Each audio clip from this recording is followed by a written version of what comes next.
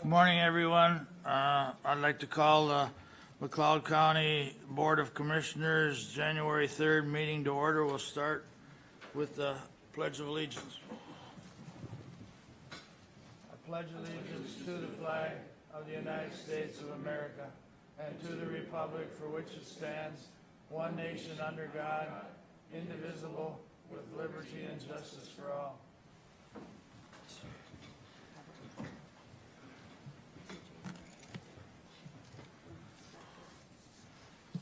I was just corrected. It's February 3rd. I guess I said January 3rd.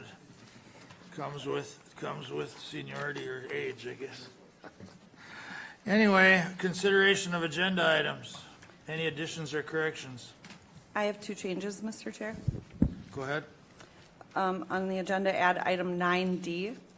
Consider approving the collective bargaining agreement with Law Enforcement Labor Services licensed sergeants, Local 297, which is one of our union units at McLeod County, for the period of January 1, 2026 through December 31, 2027, and that will require a vote. 9D, under administration. Thank you. Thank you. Any other additions or corrections? One more, Mr. Chair. Go ahead. A correction to item 4D, under Auditor Treasurer's Office. That would be, the first paragraph should read, consider approving the findings and order to accept the petition and direct further proceedings for County Ditch 12A. And that requires a vote as well. Thank you. Mr. Chair, I'll move to approve the agenda with the addition of the changes and corrections. And I'll second it. Motion made by Commissioner Wright and seconded by Commissioner Schmalz to approve the agenda with the corrections. Any discussion? Hearing none, all in favor say aye. Aye. Opposed? Motion carries. Consent agenda. No changes, Mr. Chair. Mr. Chair, I'll move consent agenda. Motion made by Commissioner Schmalz. Seconded by Commissioner Chaska. Any discussion? Hearing none, all in favor say aye. Aye. Opposed? Motion carries. Start out with the Auditor Treasurer. Connie, good morning. Good morning, Mr. Chair, Board. Today I have 4 items. The first 3 are similar, and then this last one is a different system.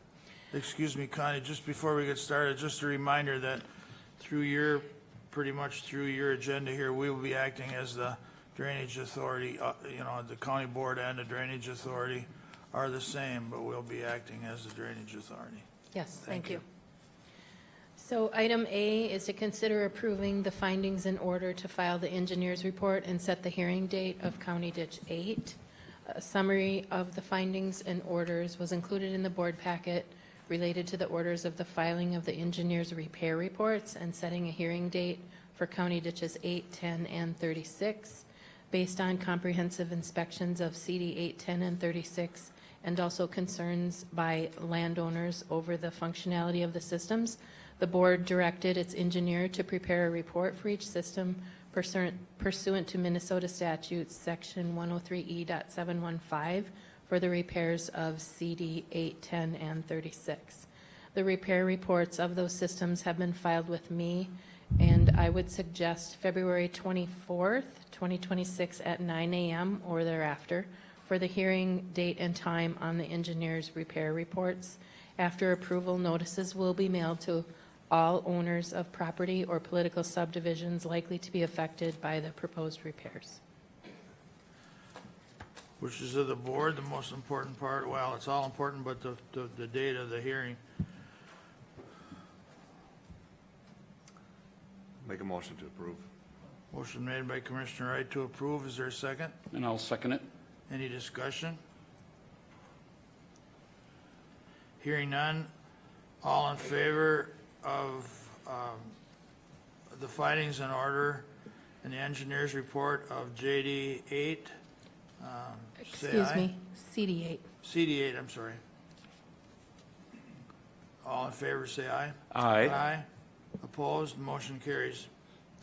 Item B would have the same descriptive, but it would be in consideration of County Ditch 10 So consider approving the findings in order to file the engineer's report and set the hearing date of County Ditch 10 for the same date, 9 o'clock or thereafter. Wishes of the board as far as having setting the findings and the hearing date? I'll move to approve. And second. Motion made by Commissioner Cheska and seconded by Commissioner Schmalz to approve the February 24th at, I won't say 9 o'clock because we're doing several ditches there, but in that time period, and approve the findings in order of the engineer's report. All in favor, say aye. Aye. Opposed? Motion carries. Thank you. And then item C, consider approving the findings in order to file the engineer's report and set the hearing date of County Ditch 36, same date of February 24th at 9 a.m. or thereafter. Mr. Chair, I'll move request. Motion made by Commissioner Schmalz to approve the request of C. Is there a second? Second. Seconded by Commissioner Wright for the hearing date of February 24th, 26, for ditch CD 36. All in favor, say aye. Aye. Aye. Opposed? Motion carries. Thank you. And item D is to consider approving the findings in order to accept the petition and direct further proceedings of County Ditch 12A. A summary of those findings and orders were included in the packet. They relate to the orders of accepting the petition and directing further proceedings as follows. Mr. Greg Brinkman filed a petition to remove property from the benefited area of McLeod County Ditch 12A. The petitioner alleges he removed the previous tile line and replaced it with a new tile line that flows directly to Buffalo Creek rather than using the CD 12A drainage system as an outlet. The Drainage Authority is authorized under Minnesota Statutes 103E.805 to consider the petition. The board finds the petition is sufficient to initiate proceedings, and the Drainage Authority must evaluate the facts presented before setting, noticing, and holding a hearing on the petition. Mr. Chair, question. Go ahead. Connie, I read through the board packet, I read through the petition as well, and then am I correct in stating that the staff or someone designated will be verifying the claim that the petitioner is making? Yes. Thank you. Thank you, Commissioner Schmalz. I'm familiar with this. I mean, that's exactly what we'll be approving is what the engineer's findings of this are, and I believe it'll all be spelled out, or it's in the packet, I believe. So, could I get a motion to approve that hearing date and the findings? I can move, Mr. Chair. Motion made by Commissioner Schmalz. Is there a second? I'll second it. Any other discussion or questions? Hearing none, all in favor say aye. Aye. Aye. Opposed? Motion carries. Thank you. Building maintenance. Good morning, Joe. Good morning. One item for your consideration today. Consider approving a change order with LVC Companies out of Minneapolis, Minnesota for new electronic badge door latches at the cost of $3,193.61 with funds from the courthouse building budget 01-111. The project, we tried to basically use similar latch components to what we had in other door areas, and with the courtroom being as large as it is, with that unit flipping open and closing, it's really distractive and impeding on court processions. So court administration had reached out and asked that we come up with something different that was quieter, and this is that solution. All right, and the money for this will come out of the courthouse budget? Correct. Wishes of the board? Make a motion to approve. Motion made by Commissioner Wright to approve. Is there a second? I'll second. Seconded by Commissioner Chaska. Is there any more discussion or questions? Hearing none, all in favor say aye. Aye. Opposed, motion carries. Thank you. Thank you, Joe. Environmental Services, good morning, Mark. Good morning, everyone. Morning. 2 items for your consideration this morning. Item A, consider approving preliminary plat 25-03 as requested by Gerald Heinz. That is a 2-lot preliminary plat to be known as Heinz Addition, described as 14.19 acres of the southeast quarter of the northeast quarter of Section 26 of Coma Township. Lot 1 would be 3.80 acres and Lot 2 would be 9.48 acres. Soil borings indicate that standard septics can be constructed on both lots. The Coma Township Board recommended approval at its meeting on January 8th, 2026. The Hutchinson Area Joint Planning Board unanimously recommended approval on January 21st, 2026. So at the Hutch Joint Planning, there was a public hearing held for this request. We did not have anybody in attendance. Property is owned by Dan and Barb Hebert, and it will be sold to Gerald at the completion of this process, the plating process. But it is a clean plat. Andrew has looked at this from the highway's perspective for access. There will be a shared access between the 2 lots with plenty of site clearance.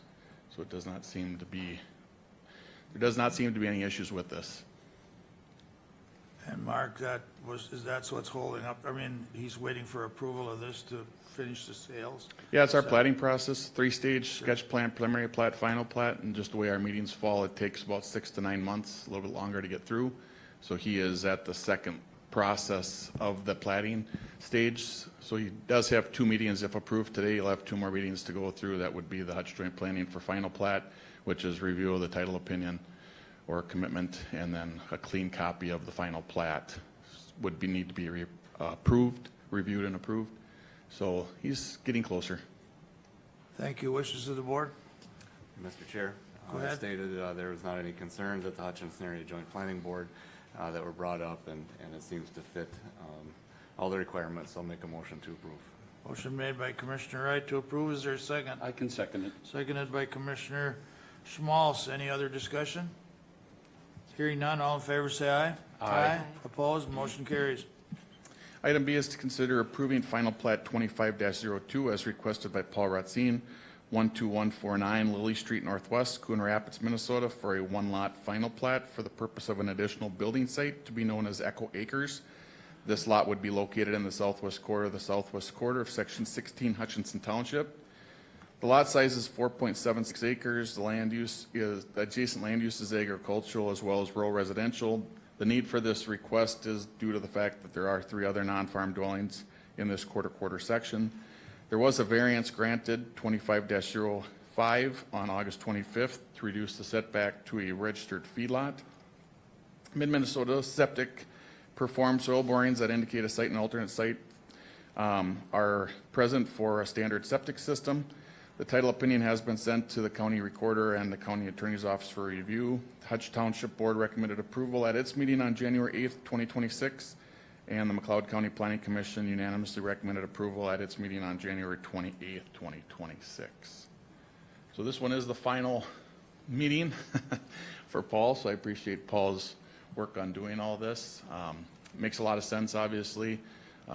It's on his family's property, and he's just looking to get closer to home to help care for his mother, so and get back out to the rural area. Mr. Chair, I'll move request. Motion made by Commissioner Schmalz to approve. Is there a second? I can second. Seconded by Commissioner Chaska. Any discussion? Mr. Chair? Go ahead. Yeah, I'm happy that, we could finally get to this final stage here in looking at this request, and also appreciate Mr. Reitzing and, his presence at our meetings, and I wish him luck, and thanks for being here as well. Mr. Chair, if I may, Go ahead. McLeod County does have a little bit more of a unique plating process due to the fact that through our sketch plan, we review the hard to farm criteria that we have in ordinance. A lot of counties do not have that level, but we do that because that is a cost-free analysis for the applicant. So if we do find that, it doesn't meet the hard to farm standard, the applicant really isn't owed anything other than their time. So I support the process that was created. It was created back in 1981. I believe that it stood up to the test of time, and it serves our county's function very well. Thanks, Mark. I have to support the process, and it's just too bad it takes the time it does, but I think it's important for the county too. I mean, we're kind of in between or close to the metro, so we need to kind of figure this all out. Plus, we do like the economic value of doing it as well. So I'm glad it's where it is too. Any other discussion? Hearing none, all in favor say aye. Aye. Opposed? Motion carries. Thank you.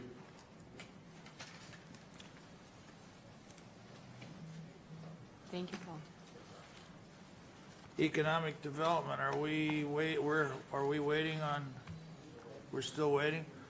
All right, is that why I'm seeing, Eric walking up to the, or Andrew walking up to the mic? Hey, good Public morning. Works will put ahead, being we're waiting on our speaker for economic development. Good morning. Good morning. Item A, consider approving the 2024 Highway Division Annual Report. The county highway departments are required by the Minnesota Department of Transportation to produce an annual report. This report highlights the 2024 revenues and expenditures of the Road and Bridge Fund, along with other comparison data and historic costs.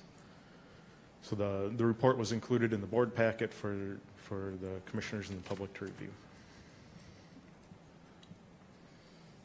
Wishes of the board? Mr. Chair, I'll move request and then follow up with discussion after a second. Motion made by Commissioner Schmalz to approve the 2024 Highway Division Annual Report. Is there a second? I'll second it. Discussion? Mr. Chair. Go ahead. Andrew, I read through the report, and it's a time-consuming report. I thank the staff for putting it together. Extremely informational. It is a long read. It's a lot to read, but I just wanted to say thanks for the effort. Thanks for the report. It kind of gives us an awareness of what it costs us to serve McLeod County. I mean, if you really break it down, per mile, or it starts to make quite a bit of sense on why we have the big investment that we do to maintain these systems. Thank you. Any other discussion? My comment as well, that thanks for the report. It's transparent. I mean, it gives a chance for our constituents and the public to see the costs of everything. I mean, our staff is doing a good job of getting it done. When we have really no control over costs, but that's good awareness of what stuff is costing and why we do like we do. So thank you. Mr. Chair. Go ahead. And then one more question, Andrew, on the bridge on County Road 74 over Buffalo Creek. Can you tell us what the status of that particular project is in Bergen Township? Yep, we are working through the final grading plans on that one, just like we are on County Road 13 and County Road 57 at this time. Mr. Chair, I just wanted to note a thank you to Michelle Headley too for the good communication and working so well with Andrew. It's been a good experience, and you're always timely, so thank you for all of your work on that. I saw the packet you emailed to me before it went to the board agenda, and you have spent a lot of time working on that, and it was very thorough and easy to reference. Thank you. Mr. Chair. Go ahead. And Andrew, is there a timeline for that particular bridge? I mean, are we programmed in for any slot yet? We are shooting for if we can secure some town bridge funds later this season, but if there aren't any town bridge funds, it'll have to push until next season. It all really depends on what the legislature does this year with the funding package. Thank you. We do have a motion on the floor, so I kind of need to get at that, and we can take more questions for Andrew. All in favor of approving the annual report, say aye. Aye. Aye. Opposed, motion carries. Either more questions or B? I do have one question. So we've been talking about 57. Does that need to wait? Did you tell me that there's you can't disturb the water between this time and that time, and so that would also play a factor into if you can, Yeah, so there is under our DNR permit, there is a fish spawning exclusion period for working in the water, so you cannot disturb the water between, usually it's about March 15th to June 15th, in that time frame. Okay. So that plays into the whole bridge replacement construction schedule as well. okay, thank you. Thank you. Move on to B. Yep. Item B, consider awarding state project 043618008, the county stated Highway 18 concrete overlay project to Schaefer Contracting, Inc. of Schaefer, Minnesota, at a cost of $4,542,335.25 with funds from the highway construction budget. The engineer's estimate for this project was $4,823,850.31. We received 7 other bids ranging from $4,597,000 to $6,560,000. This project received about $3 million in federal funding through the area transportation planning solicitation, and the remainder of the project will be paid for using state aid and local option sales tax funds. Mr. Chair, that one is right in my neighborhood, so I'll make a motion to approve. Motion made by Commissioner Wright to approve. Is there a second? I'll second it. Any discussion? Mr. Chair? Go ahead. Question, Andrew. Schaefer sounds like a familiar name. What kind of projects have they done for McLeod County in the last few years? Yeah, I believe back in 2021, they did the county road, the CASA 3, CASA 2 south of Glencoe, and CASA 15 concrete overlay projects. Very good, thank you. Thank you, Commissioner Schmalz. Just my comment is, the engineer's estimate it's lower than the engineer's estimate, not by much, and I mean, it's a rationalization, but I guess it comes in line with what we expected, so, Yep, well, our goal is to be the middle bidder on every project, all right. to be right in the realm of where the prices are. Any other discussion? Hearing none, all in favor say aye. Aye. Opposed, motion carries. Thank you. Thank you. C.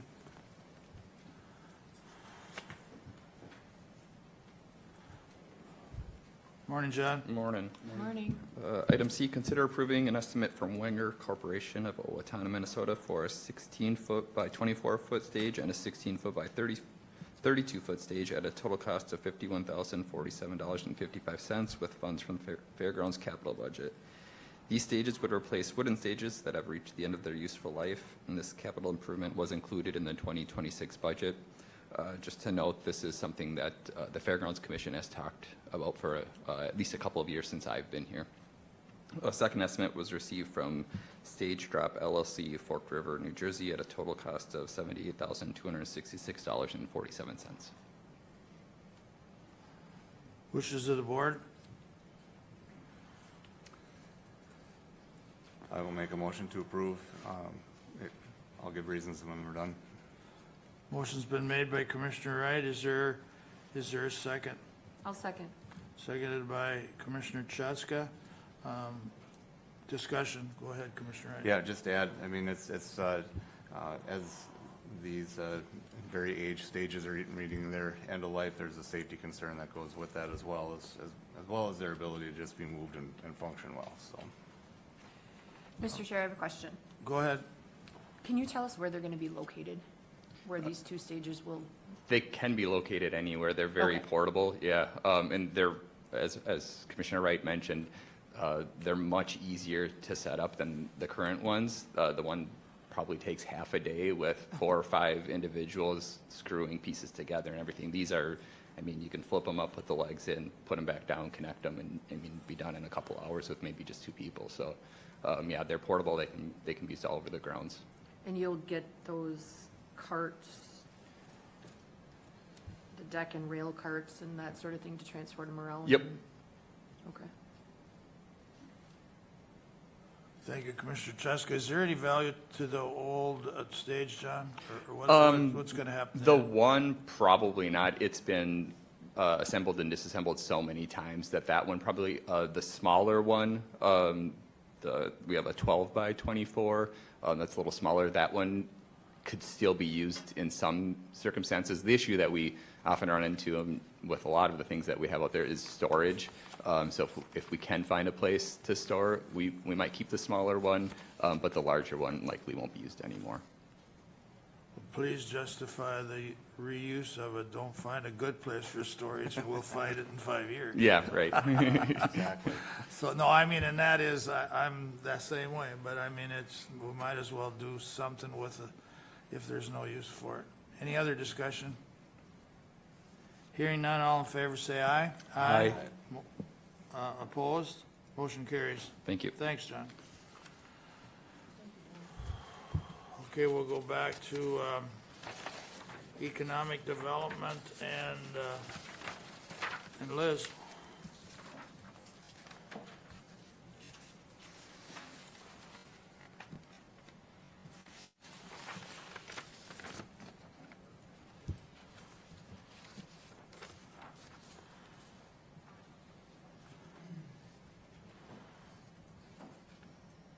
Morning, Liz. Good morning, Luke. Morning. Morning. Luke Greiner is here with us today. Luke is a labor market analyst with Minnesota's Department of Employment and Economic Development. And he's here today to give us an update and overview of McLeod County's economic trends. Thank you, Liz. Excellent. Morning, Commissioners. Like Liz mentioned, I'm a labor market analyst. I cover central and southwest Minnesota. So McLeod County is kind of right in the middle of my area. And if any of you have questions about this or other topics, I am a resource available for you. So even referrals, if there's businesses that you're working with, municipalities, churches, school districts, it doesn't really matter. I'm here to serve, so please keep that in mind. This morning, I'm just going to be going over some of the more recent highlights. We're going to start out looking at the state. You can kind of have local data and you can have recent data, but it's nearly impossible to get recent local data. So we're going to start out at the state. I kind of like to use that as a proxy to have some context, what's going on potentially locally. And then we're going to dive down into McLeod County, and I'm going to cover some of the things that I think should be on folks' radar, particularly policymakers and influencers such as yourselves. If you have any questions, feel free to stop me, and I'll do my best to answer or avoid your question. All right. So we do have December data now. This is statewide information. So just to give you kind of the skinny on the actual information without any sort of headline news or anything like that, our unemployment rate is continuing to tick up. It ticked up about 1/10 of a point in December. This has been going on for over a year now.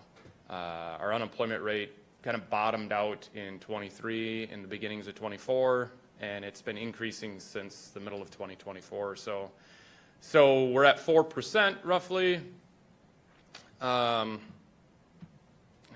go up a little bit. It's a little bit lower than it is nationally, where it's 4.5%. And if you were to think back to, say, the 80s, 90s, that would still be considered a relatively low unemployment rate. It'd be considered very low compared to what we had during the Great Recession. But it's shifting upwards after really bottoming out in between the pandemic recession and the Great Recession, that really long stretch of economic expansion. So it's loosening, and that's something to be aware of. It's still relatively low, but we're getting more slack in the labor market. And it's starting to pull more people into the labor force. We see that much more common in rural areas. So outside of the Twin Cities, you kind of have people reacting to a changing economy in very different ways. And I think it's probably because there's more one-earner households in rural places compared to, say, the Twin Cities, where you have a lot more two-earner households. Because people will jump into the labor force when things are getting uneasy in our area, whereas in the Twin Cities, people will jump out of the labor force when things get uneasy. It's kind of an odd but different dynamic. Across our economy in the state, we saw some pretty decent growth in manufacturing in 2025. Over the year from December to December, it grew here, almost 2%. It's down in the nation, but information and financial activities, those have been weak spots for over a year now. They've just been continually shedding jobs. So over the year, there is a decent amount of job loss. Information, by the way, that would be like the dissemination of information. So publishing, newspaper, like all that would fall into there. Not necessarily like IT. Some people think of it as IT. It's not typically that. Mr. Chair, question for Luke. Sir. Luke, as people are job searching, and it kind of seems like, our printed newspapers are starting to become fewer and fewer, how do job seekers access information on looking for future employers? Ideally there'd be one place where employers could post job openings and one place where job seekers would look. That would be probably an optimal matchmaking situation, but there isn't. The state is required, every state is required by federal government to maintain a labor market exchange. So ours is called Minnesota Works. To be honest, it's been underinvested in for many, many years. It looks like something that you would expect to see maybe in the 90s or 2000s. It's finally getting revamped, but there's also, you have Indeed, a lot of local, regional labor market pages that are posting, and then individual companies themselves will post their openings. So it kind of paints a picture of it's not easy as a job seeker to find the match. And that is somewhat unnecessary friction, where that matchmaking is just challenging. It's unfortunate because you hear employers say we can't find workers and job seekers say we can't find jobs. And I'll talk a little bit about how that whole experience is degrading, and it's probably, and it's not in a healthy way. That's a really important question, because people like me might come, say 5 years ago, say in 2018, I'd come here and I would tell you about the amazing labor market we have, best labor market to look for a job in all of our lifetimes, plus our grandparents, forever, virtually, in modern economy. And then, I could talk to people looking for work that are highly qualified, that don't have significant barriers. They might not have a personality disorder. They're just an able-bodied, well-skilled individual that can't find a job. And that's frustrating. It's discouraging to our most well-qualified people when they read the headlines that says that anybody that wants a job already has a job, and if they got laid off, they're struggling to find a job. So that matchmaking, it's not good. It's not a good outcome for people in general and businesses. So, I'll get to that though. If I could just add on to that and let you comment. we have Minnesota Jobs and Training. Yep, CMJTS. And we also have, we stick money in libraries. Yep. And the computers are in libraries. I just, shameless plug for doing that, but that is available, and some people don't realize that, but that is another way to get at the internet. Yes, absolutely. So there's a career force location in Hutchinson that CMJTS and my department kind of cooperate out of Ridgewater. So that's an excellent place where somebody can kind of direct you and help you find those job postings. But unfortunately, unless you're laid off and you're given that as a resource or even required to go there maybe through unemployment insurance, the general public might not know about it. That's my perception of working. I actually used to work in Hutch at that place, and it's a phenomenal resource for everybody that knows about it, businesses and job seekers, but that's a subset of everybody that we have. If somebody gets laid off, or let's say they just can't do their job anymore or something like that, and they don't get unemployment insurance in Glencoe here, what are the odds they know that that place exists and there's people able and willing to help them? It's like a lot of resources. They're there, but the libraries, they can go Yeah. at their own speed and their own time. Being we fund libraries, I just like to, plug that whenever I can. It is a resource that's probably underused. I'm not sure. Yep, libraries, yeah, they get leveraged a decent amount even for, like resume prep, things that you'd have to do online. Thank you. Yes, Mr. sir. Chair? Go And ahead. then Luke, just, and I was kind of going the same direction as Commissioner Kruger on how we can coordinate, these job seekers. He mentioned Central Minnesota Jobs and Training is one. How about agencies like UCAP, where they have a population coming in looking for help? Are they able to, or do they participate with referrals on trying to get people a job? Yeah, it's my understanding that those organizations are pretty well coordinated, and usually they're, like in many instances, a client might be accessing services from multiple organizations, and like CMJTS, they really specialize on that employment piece and also some of the training and where people might have a deficit in their training. So it's my opinion that they actually they function really well together, kind of as this internal, between adult basic ed and organizations like UCAP. You kind of have this network of nonprofits that specialize, which is a good thing in my opinion. But I think the coordination is probably pretty well done. Again, you kind of run into that same system though. It works okay for those people because they get plugged into that network and they're referred, but there's still a lot of people that they maybe have too high of income or they don't qualify for the programs. There's still people that don't know about it.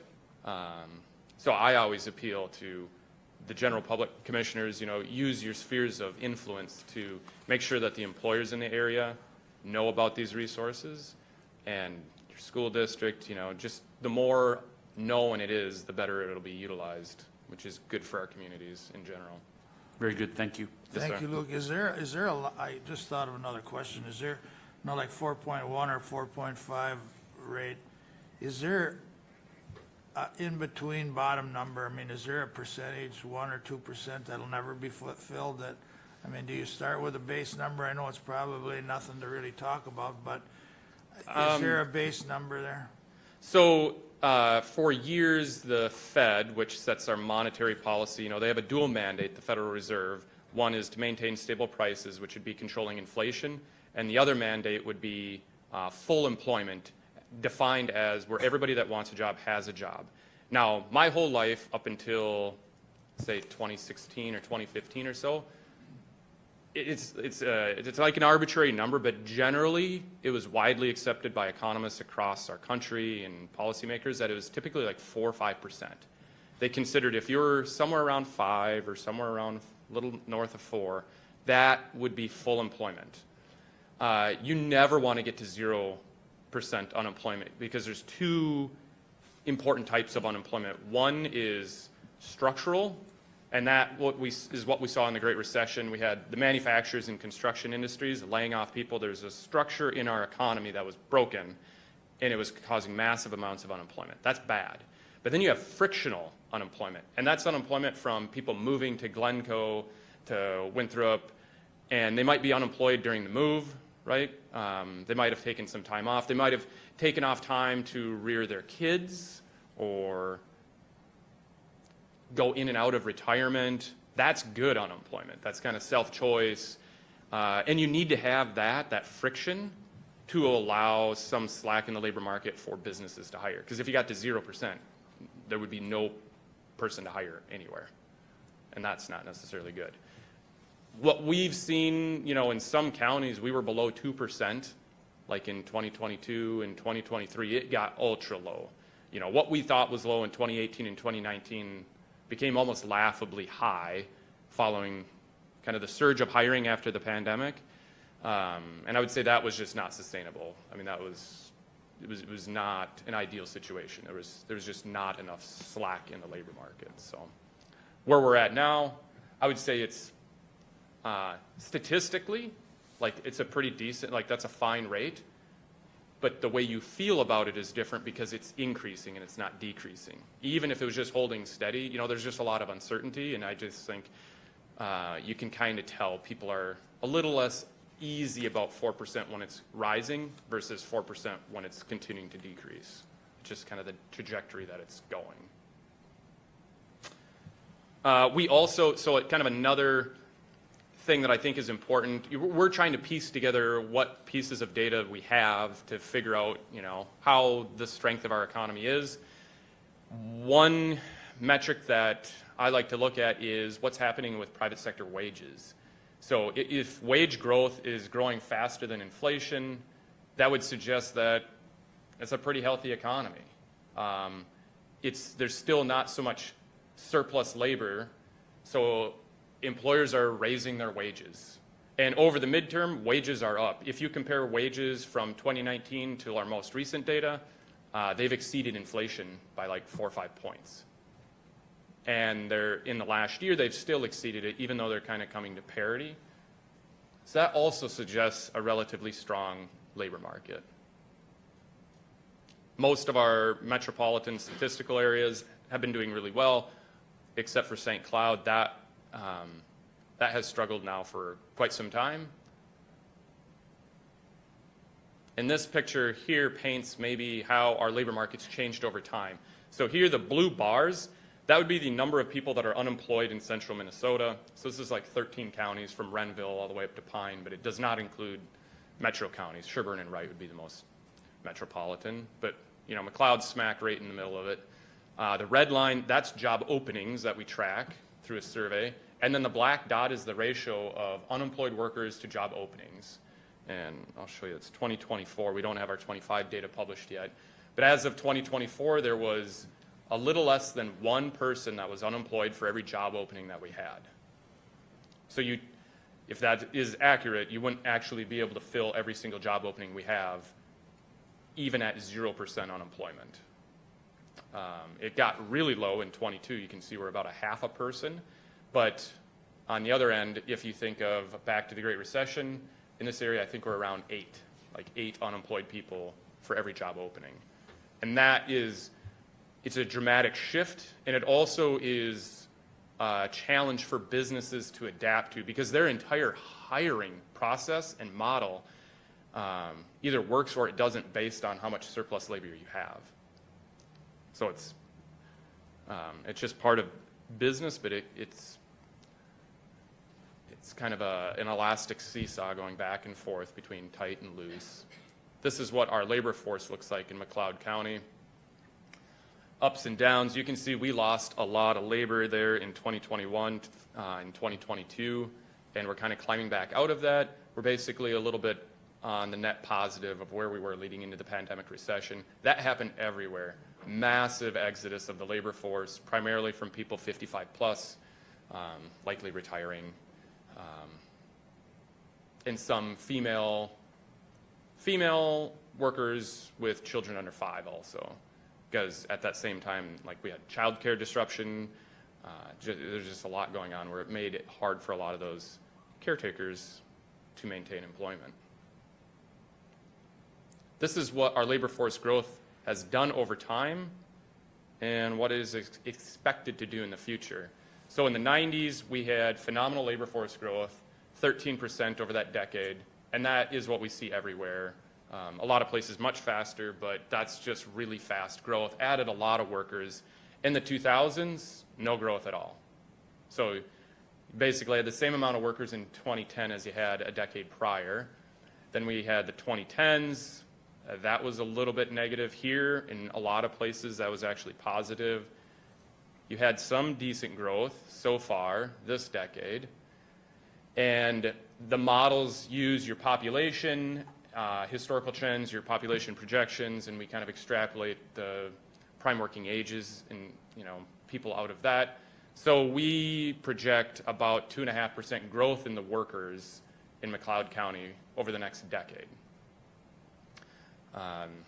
That's nothing to celebrate, but I would say I would be relieved if I were you, because there's a lot of counties that have negative growth projections or maybe just anemic, like 0%. It's slow everywhere. That's just, we have labor force growth, it's just slow.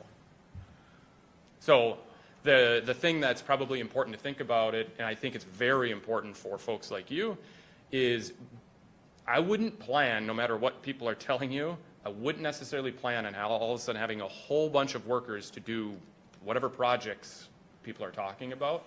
I'm not saying that those projects won't happen. I just think it's important to keep in mind that we're a little bit constrained by our workers. And I would expect to have roughly the same amount of workers in 10 years as we have today. If that's helpful. How does, I mean, the 2.5%, I mean, McLeod is a little stagnant in growth. So, I mean, that, to another county that grows in population, I mean, the 2.5% of what, you know? So, I mean, so it's not bad, really. No, it's not, because your population can grow much faster, but of your whole population, if it's a lot of children under 16, they're not going to be in the labor force, you know, unless they're 8 years old or whatever, and they reach 16 in 8 years. And then you have all the people leaving the labor force that just attrition out through retirements and stuff like that. So everybody that's left in kind of that prime working years, that's what we look at. No, 2.5% is not bad growth. I don't think it's nothing like real optimistic, but it's also not bad news. It's just, I think it's good information to have. Well, my point is, if we'd have grown a lot by population and still only had that, that's a negative or a red flag, but. Yeah, and there's a lot of counties that actually are in that boat. North of 94 in the cabin country, as there's an exodus out of the Twin Cities, a lot of them ended up in Cass County, Pine, you know, these really nice, attractive counties. A lot of them, they probably already had second homes and things like that. So their population grew quite large, but it doesn't translate to labor force growth, really. Their labor force growth doesn't reflect the population growth because the people that moved there weren't necessarily in the labor force, or they left the labor force. How does data reflect people coming in from out of counties to fill the jobs that are here? I mean, are you able to track that, or does it show in these numbers? I mean, because of our location or where we are, I mean, some of our job market is being filled with people that drive an hour. Absolutely. Yes. We do. So there's a data tool. It's a data set that compares where people file their taxes against where their employer is paying them from, like the payroll codes. So you can see basically where people are commuting from, and you can compare how many people are coming into McLeod County for work versus how many live in McLeod County and are leaving, or how many work and live in McLeod County. And I'd have to look. I mean, I pull that information all the time, but it's definitely something I can get you. And you can look at it for specific municipalities or townships, or even do a radius. Because when you have a community right on the border of your county, because how far is Glencoe from, what would it be, what's the next county south?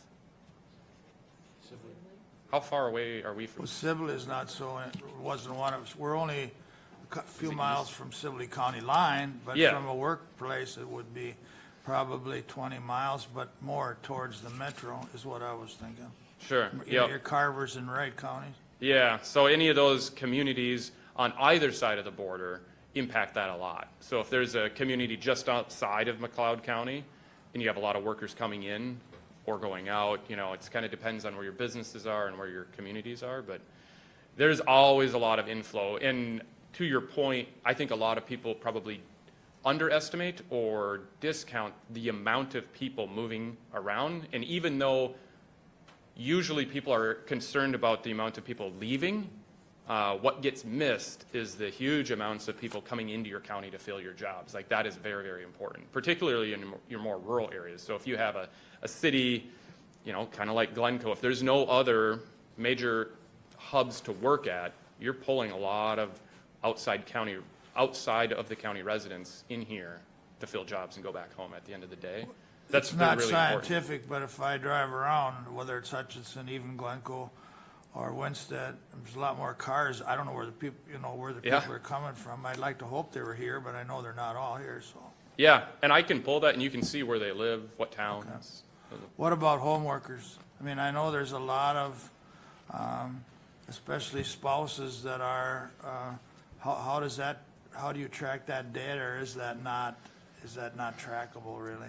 It depends on what they do. So if you're like a stay-at-home parent, and if you're not being paid, let's say it's different if you're staying at home and you're taking care of a parent and you're being paid like through Social Security or Medicaid or something, or Medicare to take care of them, or Social Security if you have a disabled son or daughter, something like that, those situations are different because you're receiving a paycheck.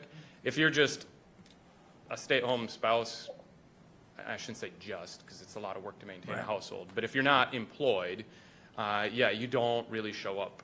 You would be part of the population, not part of the labor force.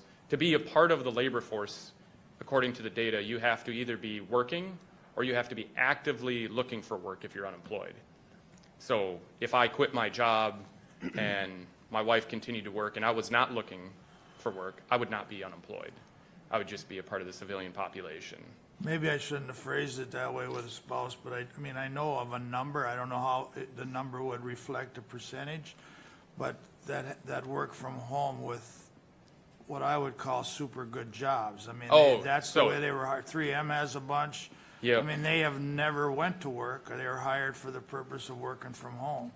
And and that gets into the internet discussion, and that's why I brought it up, just to tie the two together. So yes, that it was, it's scaled back since 2020, but it is still, in Minnesota in general, we have a much higher share than our surrounding states of people that work from home. And I think it helps probably because we have a lot of multinational corporations here.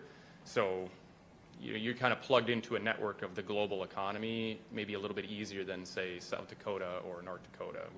We have a larger presence of global companies. So, yeah, and that data is also available, the share that work from home. What we can't necessarily distinguish very well is whether you're, like you own a roofing company and you're technically based out of your home, or you farm out of your home, or if you're working for 3M out of your home, or a company in Dubai out of your home. We just know that they're working out of their home. Yeah, it's a shortfall. You guys have excellent questions. I do appreciate them. I would talk here all day, so don't. It's not going to hinder me unless you're meeting. the reason being is I'm an advocate to find a way to get some growth. I mean, in McLeod County. I'll get to that. I have an idea. It's not a great one. Don't get excited. I have lots of ideas. Most of them are not worth repeating. But so anyways, we're going to kind of keep going through our journey of the data here. This chart shows you job openings over time. For central Minnesota, that's the blue line is job openings. So you can see it bottoming out in the Great Recession. The start line, by the way, it starts in 2001 and goes all the way to 2024. And you'll see how these things just skyrocketed in the last few years. And even though it's come down a lot, we still have a tremendous amount of job openings. The orange dots are the median wage offers. So that is the advertised wage across all occupations of what employers are hoping to start people at. And then the green dot is inflation adjusted all the way back to 2001. So you can see how the last half a decade here, those orange dots really went up fast. That's employers increasing their wages for starting. And the green dots went up a tiny bit. That is purchasing power fully eroded from inflation. So employers paid, they increased at rates we've never seen before, but it really didn't translate to better wages for workers.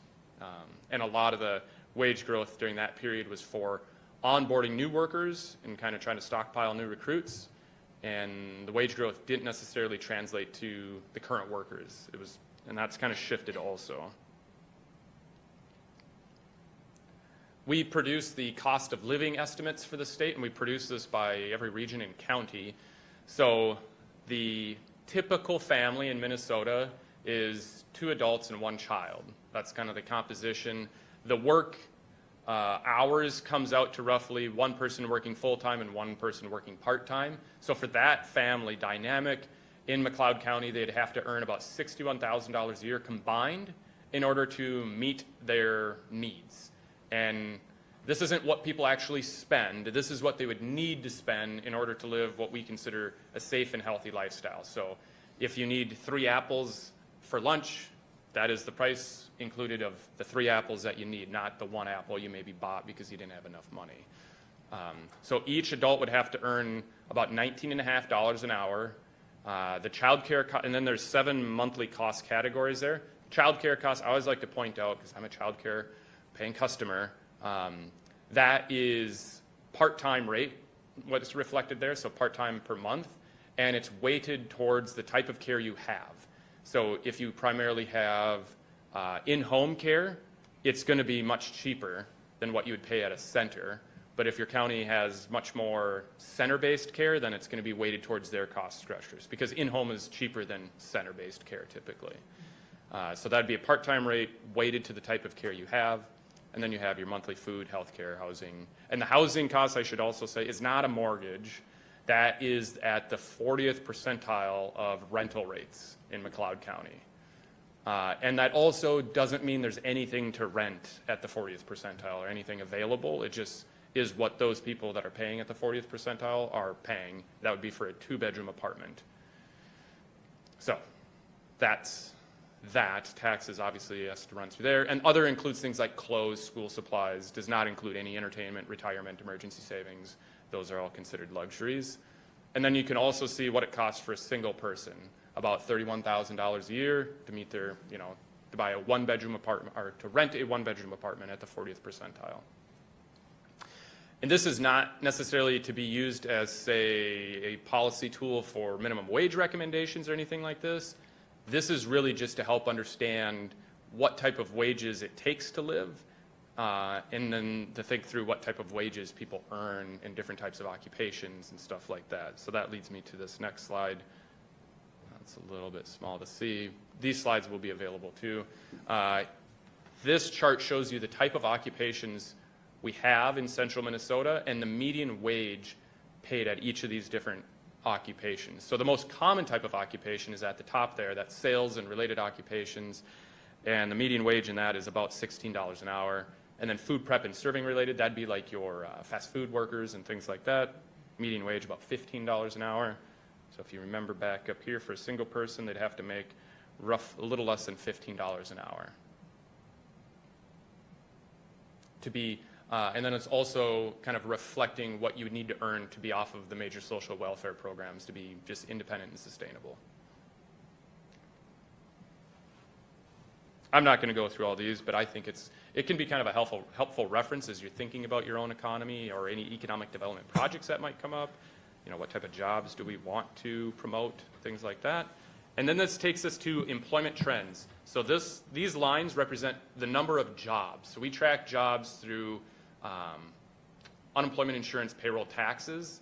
So each quarter, businesses have to report this, and we just scrape the tax records, and we get to publish this so long as we're not disclosing any private employers. The top blue line there, that is employment. So that's the amount of jobs in McLeod County over the last 25 years or so. I think it goes back to 2000, maybe 2001. So you can see it kind of went down after the dot-com recession at the very beginning, rode up, and then you had the Great Recession. That actually impacted McLeod County a lot. That was pretty devastating for here because we're kind of a manufacturing hub, and manufacturing and construction they were hit hard.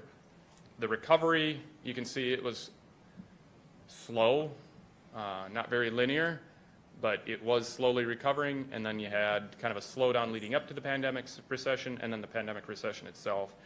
And you can see kind of how that shakes out throughout your economy. Here, let me scroll down to try to split those screens. Here, at the top in orange, that's your good producing domains, so that'd be mining, which in this area is like gravel pits, but primarily manufacturing and construction. Ag would also fall into there. Not food manufacturing would fall under there, but also the egg production, like the rearing of the animals. And then the bottom in blue, that's service. So that's everything else. Education, hospitality, healthcare, those are like your big ones, food. So that sector's actually done quite well. It's that goods producing sector that's struggled. The other thing to keep in mind is this is a single measure of jobs.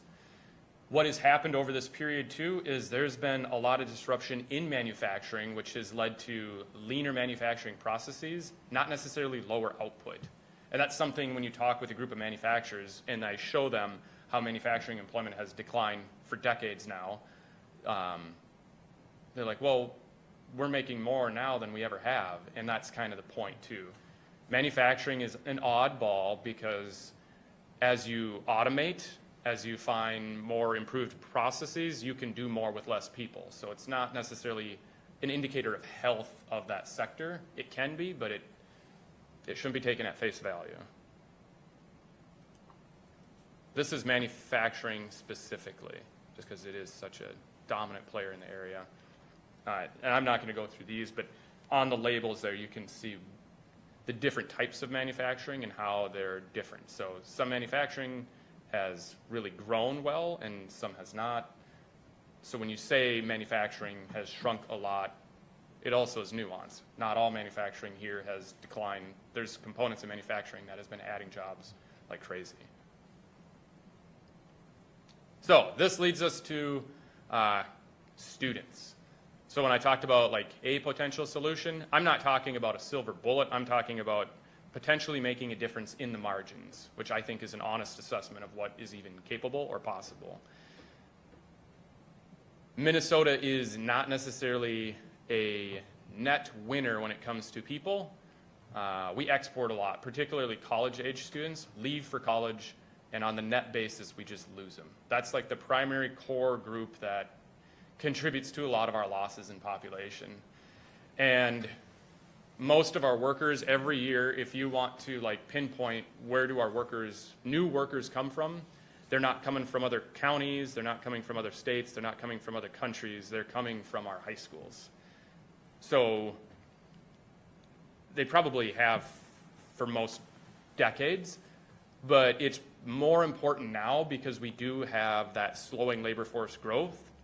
We have businesses that want to expand, and if we want to keep our businesses in our communities or potentially even attract new ones here, you're going to have to make a case that you have new workers being minted at your local high schools that are worth hiring, right?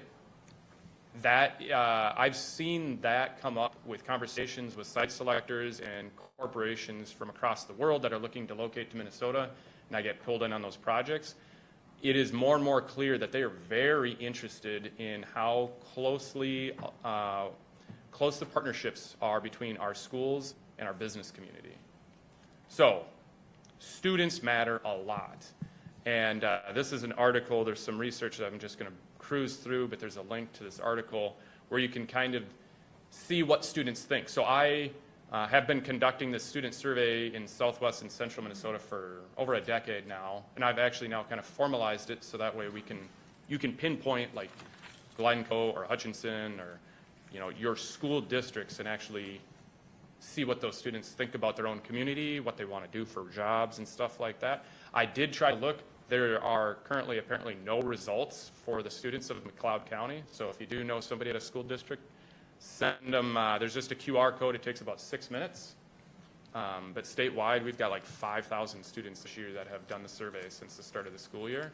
And then I can report and share that back to your local school districts, your local communities, and it helps all of us think about what our students think about us, which is really, really important, particularly since they're the next generation of leaders, business owners. The succession goes on to them. I've seen a lot of initiatives try to attract people, and I'm not saying that's without merit. I've just not seen any of those initiatives really actually work in a meaningful way. Compared to students that are a captive audience, they have attachments and connections here. I think it makes sense to prioritize them versus discard them that are already here and try to reach for somebody else that has connections somewhere else. So one of the questions I ask is, what type of job are you most interested in? The reason this is of particular importance is because there is a huge mismatch and a gap in what students are interested in and what jobs we actually have. So a lot of this goes to even career exploration. Obviously, everybody's aware of the Hutchinson Tiger Path. That is an outlier across probably the upper Midwest for sure, certainly Minnesota, as far as the integration between kind of the world of work and education. But a lot of districts don't have the resources or haven't moved on this. But a lot of districts are kind of moving in this direction to help students understand what does our economy even look like? You know, people can't all be influencers. That's just not what we need, and that's not what we have. But what you'll see here is in green, the share of employment compared to the share of students that are interested in working in that sector.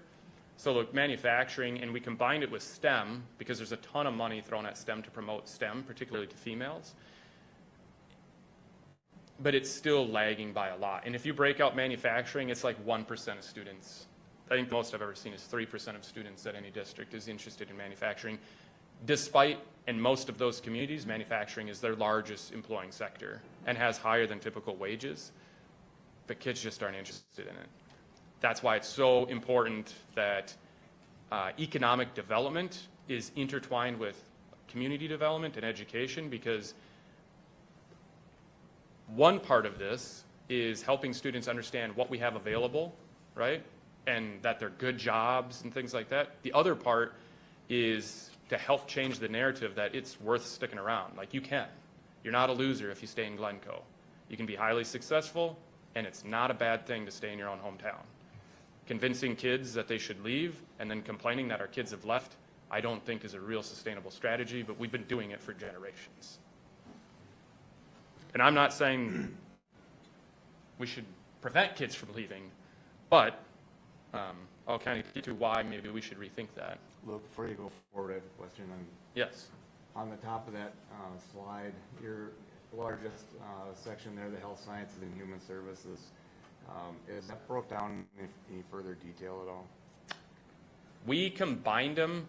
The taxonomy here, the categories, that's how students learn about it in school. So it's a little bit messy, but we try to then take the employment and put it in the same categories.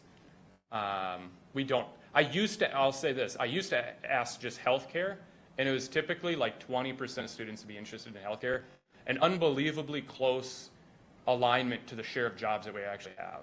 So for the healthcare employers, I'd say you've already won.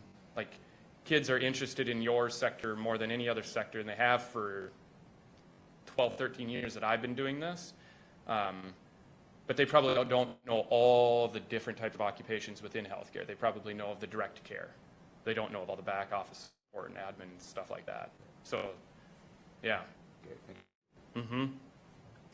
One significant shift we've seen is in what students plan to do after high school. So in 2017, and this is from the Southwest Career Expo, this kind of butts up to McLeod County, but it'd be southwest of here. I don't think the kids are really any different because I've asked this question all over the state.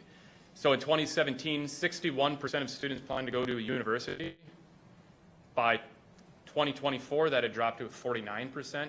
So far this year, it's like 51%, but a significantly smaller share plan on going to a university. In our area, about 60%, 64, 65% of our jobs don't require anything beyond a high school diploma, by the way. And then a much larger shift, if you look in the gray, is the share that was 4%, it grew fourfold, who plan to just get a job out of high school and not go on to higher education, and a much higher share plan on going into a two-year school. I would say what's beneficial about this shift is it's getting closer aligned with what they actually end up doing. So when I ask, these are 10th graders also, when I ask what they plan on doing and then I look at what they ended up doing, a much smaller share end up going to university, a much higher share end up going to a two-year school, and a way higher share end up joining the labor force right out of high school. Which then begs the question, in any community you might have 20 to 35% of your students that join the labor force right out of high school. What are they prepared for? Because if their high school experience was really to gear them to go to college and a quarter to a third don't do that, was that a valuable experience, the high school experience at all? Do they know the value of the high school experience if they think it's preparing them for something they're not interested in doing? Right? That is important because we need them to try hard in high school. High school, bar none, is the best educational investment these kids will ever get.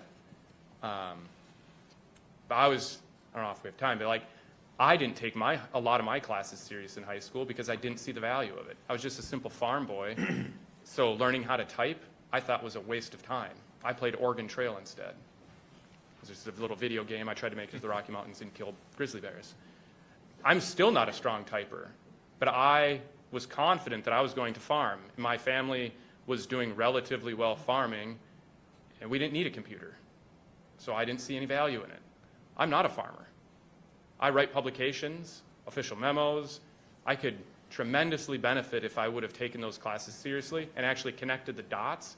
And as shallow as it may be, I think it's useful to understand that students care about money. I've asked every which way. You can call it a shallow measure. It is the most important part of a job until that need is met. And I think it's important for students to understand that if they master a lot of these skills in high school, you know, how to handle a situation where somebody's losing their mind or have a disagreement with a superior, like a teacher, how to show up on time, turn in your assignments, all those sorts of things, we call them value-added skills because they add value to that person. Value meaning you can command a higher wage in the real-world workplace. But we don't do a good job spoon-feeding this to our kids and connecting the dots. And I asked questions this year, actually. One of my new questions is, what do you think high school is preparing you for? And it's very different depending on the type of school you go to. This slide I like to highlight to our businesses. This is asking, which of the following statements best describes your approach to career exploration? So this would be career exploration, if you want to simplify it, is how they find out about the businesses in our backyard and the careers that they have. So 40%, these are 10th graders, only explore careers that they're already interested in. How many careers, how many occupations do you think a 10th grader or an 11th grader could name off? They probably know of the ones that they use, right? So it could be the doctors, retailers, and what their parents and family members do. And then all the other, we codify over 800 different occupations in Minnesota. Like we have a tremendous variety. They exist in every community, but a lot of them are not visible. You do not know about those occupations unless you're me or you're just really curious, I guess. But only 13% are seeking out that information. So for our local organizations, our local government, like how many students, and I read, I think on the agenda that there's like a student day coming up. It's phenomenal. Hopefully, more students than just the ones that get invited learn about local government too, because we don't do a great job of recruiting people to do this, to be in our schools even though our students are there. But if we wait for students to figure out what we have, it looks to me like we'll maybe get 13%. And the rest of the students,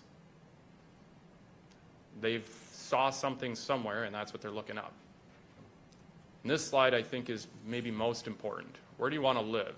So I asked this question to students in the most rural places of Minnesota. The western edge of Minnesota is just the most rural, for the most part. I would say it has some of the least amount of amenities that we would talk about that attract students, right? Here's one of the furthest places away from the Twin Cities, the bright lights, but like 70% want to stay rural, either in their own hometown, near their own hometown, or a rural place somewhere else. So if in our most rural places, students are probably had a good enough experience where they would choose to do that again, what do the students think in Glencoe or Hutchinson? I bet you there's a larger share that want to stay in your own area than a lot of people believe. The reason that this is so important is because there are companies and organizations that don't see the value in investing in these students because they just think they're going to leave anyways, because a lot of students still do. My question would be, what are we doing to make it easy to stay? And I always say this is just kind of my soapbox thing. When you go to a high school graduation, what is the one question everybody asks that student that's just recently graduated, right before you've drank the punch and got a sandwich? Where are you going to college? Where are you going? You instantly, and it's hard not to, but you frame it and insinuate that that person must leave, right? It's a terrible question. I always like to try to leave this bit with, instead of saying that, ask them what they want to be. Because it doesn't matter if they're a veterinarian in Glencoe or Fargo. They're doing what they want to do. But implying that they must leave Because what about the students that actually maybe have a good job locally and they don't plan on leaving? They're going to tell 80, 90 people that night that say, where are you going? And you say, nowhere. That kind of sounds like a loser. And that's not right. So we also need to think about how we even frame that. We highlight successes that leave and maybe go on to fail without highlighting the folks that succeed locally. I have a whole bunch of other information. I feel like I've used more time than I should have. I don't know where we're at. I haven't heard anybody complaining, but No, keep going. All right. So, as far as the solutions, again, on the margins, the way I see economic development is addressing the labor force specifically is I take myself as an example. I floundered through higher education. Luckily, I didn't have to pay for it. I had the GI Bill to pay my way. However, it still cost me a lot in terms of time that I changed majors, changed colleges. It was just a lot of misadventures, I'll say. But I'm not unique. I'm a very average, normal person, and a lot of students do what I did. And that's not good for the students, because the longer they're trying to figure out what they want to do after high school, the more, like, their time is worth more. There's an opportunity cost there. And it's also not good for our businesses, because if it takes a student an extra 6 months or a year to figure out what they want to do and actually become successful at that company, what if they got there 6 months sooner? That's real labor force growth. That's an employer getting to hire those people sooner, and those students, those graduates, gaining meaningful work sooner. Like, that is what we can do. And it's not a silver bullet, but it's on the margins, because we don't have the surplus labor to allow our students to leave our high school and then flounder because they didn't have the opportunity in high school to explore the world of work. Like, that, I truly believe, is one area where we can do something about it for a few reasons. One, you control it. Your local school boards, you don't have to do with a nightmare labyrinth bureaucracy like the state and federal government. You don't have to worry about that. You can control it at your local level. And I've seen school districts revamp how they approach this in a year. You know, like in 2 years' time, the whole programming at the school looks nothing like it used to. So it's something you can actually do something about, and you don't really have to ask for permission. So that's why I see it as something worth doing. I have a question, and I don't know where it fits, but thing I've noticed with being I have grandkids now in all parts of this high school, into college and out in the workforce, in this, I'll call it a politically correct world, but why do they sometimes let kids go into areas that there won't be any jobs by the time they're done? I mean, they don't even try to steer them or objectively say, well, this is all right, but you aren't going to, I mean, they spend 4 or 5 years in college. Yeah, and that's they an say, area that "Oh, I work there's a lot no on. work." Well, I could have told them that before they went, but it's not right. You know, and I may be wrong too, so I don't know. Since I assume this is being recorded, I will say that there's not a real strong feedback loop. That's one of the problems. So by the time a student goes through, say, college to get a degree that they thought they would be able to use and find out that an employer is not going to pay them extra for that, and they'll make the same amount as their high school peers that never went to college, the money's already been spent. The feedback loop is after the experience, right? So it's a long feedback loop.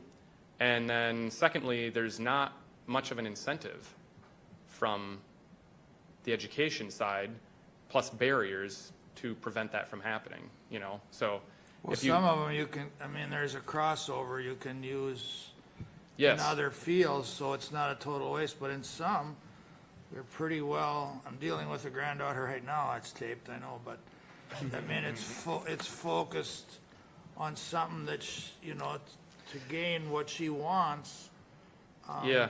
is gonna take, the field is so full, I mean, I don't know, maybe she's lucky, but. Yep, and luck isn't like a great strategy. And your granddaughter probably didn't leverage her parents' retirement, but there's a lot of people in those situations where they got one shot. You know, you're capped at the amount that you can borrow. Again, that's borrowing, but you're capped through federal like FAFSA, how much you can borrow over a lifetime. So if you borrow for the wrong thing, you can't always just borrow more and go for the right thing.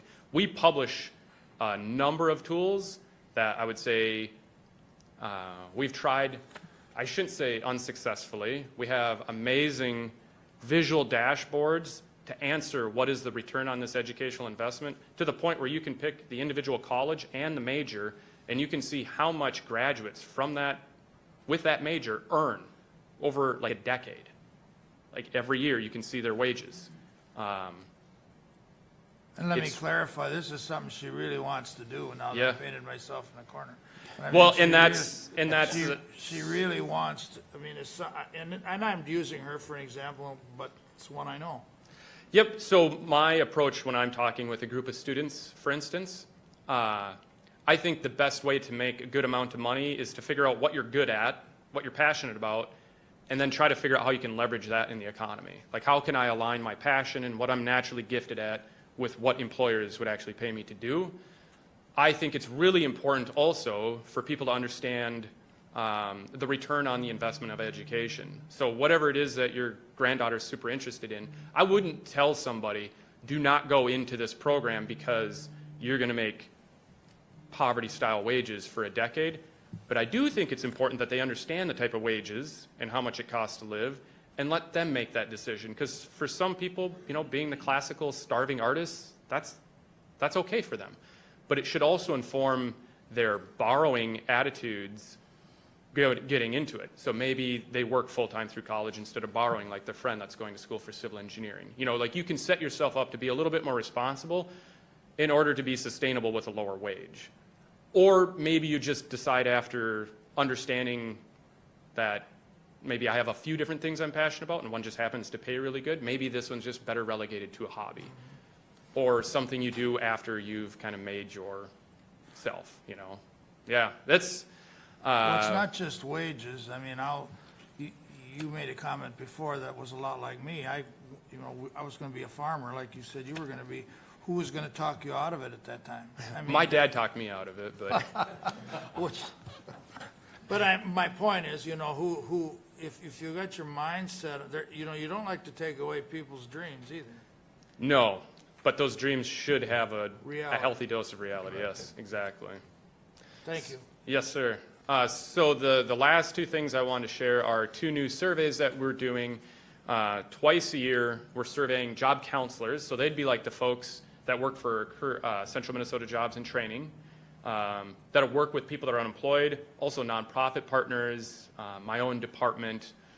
And we're asking them, what is the experience of your job seekers? So instead of asking job seekers specifically, which is really problematic, we're asking the people that work with a whole group of job seekers. So we ask them twice a year a battery of questions to try to understand, what is it actually like to be looking for a job? What direction is our economy maybe shifting, because our data does have some leg to it?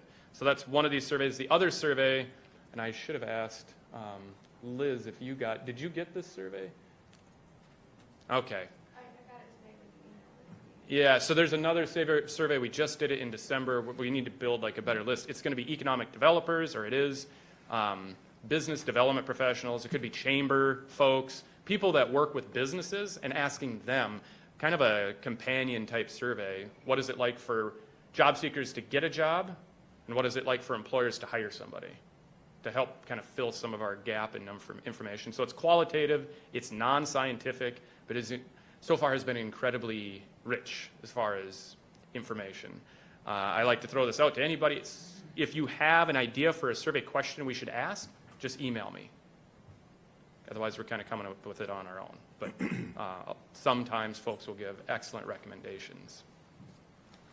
So one of the questions, this is from December here, or January. I can't remember now. But this is for the job counselors, and there's like roughly 300 job counselors that responded across the state. On average, compared to a year ago, how would you rate the ease with which your job-seeking clients are finding employment?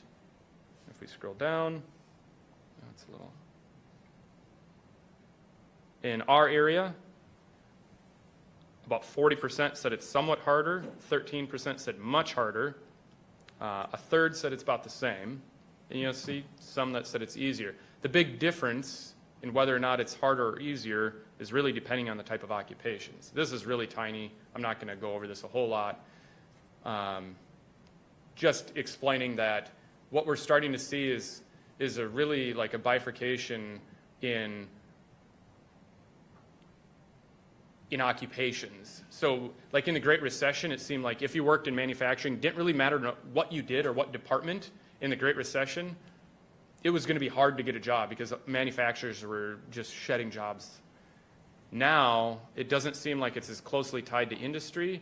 It seems like it's much more closely related to what you actually do as a job. So we see creative professionals, IT, management, those people really struggling at getting. Those are also occupations that we know have a close interaction with AI. So those are kind of the things that we're trying to think through is how is this actually shaking out? And there's links on the last page where there's many more of these dashboards. You can actually select and compare your region to other regions and stuff like that. I only pulled out just 2 charts here, I think. So this is asking the folks that work with employers, so we'll get Liz on this too, but we want to hear from them because they get to summarize that experience, all the interactions they have with employers. How would you describe employers' outlook for the next 6 months? This would have been October, I believe we asked this. In our area, 54% said somewhat pessimistic, 30% said somewhat optimistic. So this kind of jives with the general sentiment of people looking for jobs and the sentiment of the employers. It's not doom and gloom for sure, but like I would say a lot of uneasiness. There's a lot that are not necessarily super optimistic. And then we asked about their hiring. This one is really important. I think this is maybe going to be one of our most useful metrics out of this. 54% of employers said or of the folks that work with employers said it's somewhat easier to hire. This aligns with a lot of our data with the increasing unemployment rate, meaning that we have more surplus labor, making it easier for employers to hire. So it's kind of gaining that insight. And then if you are curious on AI and kind of what employers are doing with it or what you need to think about it, we specifically ask, are employers using it? If so, how? And we've been getting a lot of responses on this in some really interesting ways. And in the actual tool, you can scroll through and see the open-ended responses. We keep all the open-ended responses, whether it's regarding policy or regulations at the state. We keep it all unless it's laced with profanity. We haven't had that yet, so I think it's a really candid look into the business community and the folks that are looking for a job. The open-ended stuff I would recommend you just go through. I mean, it's just really, really rich. It's really interesting information. So I've used way too much of everyone's time. I do have an ask. What have the commissioners been hearing or seeing? Is there concerns in the area that are on your mind that maybe would help me think about things? Questions for Luke? Mr. Chair? Go ahead. I'll try one. Luke, we talked about job or people seeking jobs coming from a different county or exiting McLeod County. My district is Lester Prairie and Winsted, and I think there's quite a difference in the data that you track because of our proximity to, let's say, Carver or Wright County. I think we get a lot of people exiting our county to work in those our two neighboring counties. So, I mean, when I looked at your data, I say yes, but hopefully there's a realization, that we kind of have a little bit of a vacuum going on in our McLeod numbers because of our proximity to Carver and Wright.